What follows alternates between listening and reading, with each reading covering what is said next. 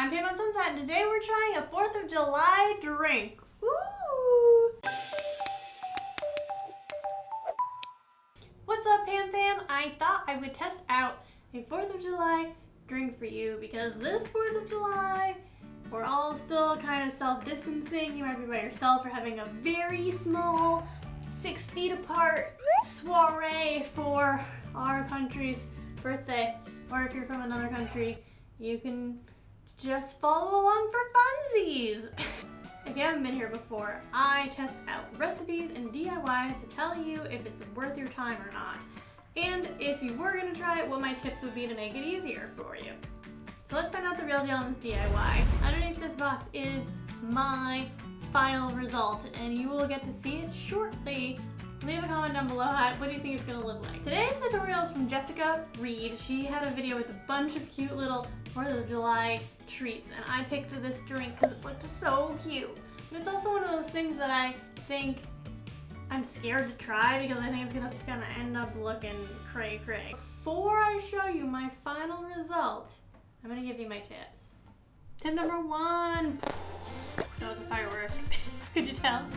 You need a bigger glass. There's a lot of elements that go into this.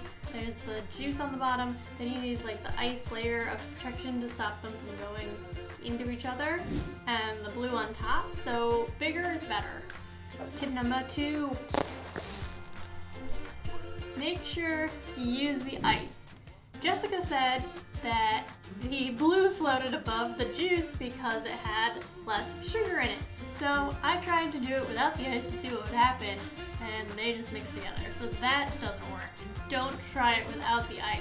You need the ice. Tip number 3, I tried to add alcohol for those of us who are over 21, and it turned purple.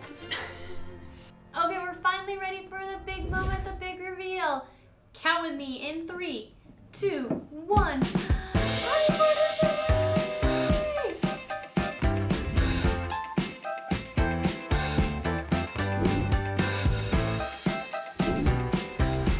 is what mine looks like, and this is what Jessica's looks like. Hers is a very clear red, white, and blue, while mine is kind of more like a gradient. I actually tried a bunch of different versions. Here's all the ones that I tried.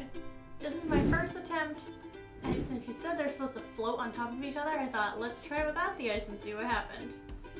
Nothing. It all just mixed together. Then I tried one in a bigger glass. This one turned out to be my best one.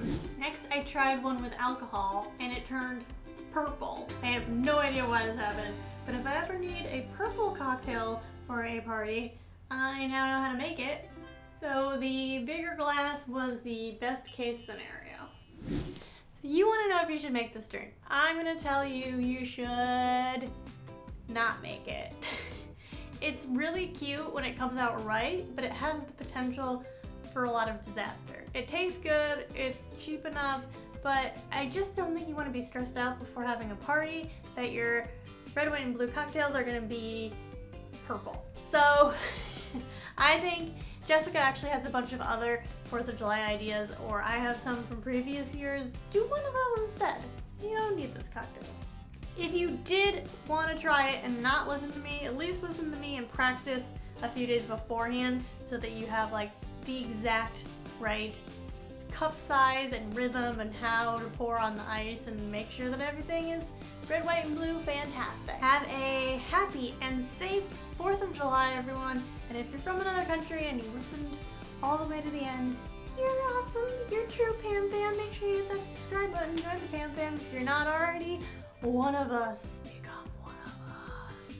We're really fun. Give this video a thumbs up and follow me on Instagram, PamOnSunset there too. And I love when you guys send me pictures there of things that you tried out from my videos. Okay, I'm gonna go drink a bunch of cocktails now. Not the purple one. That one's not great. Bye.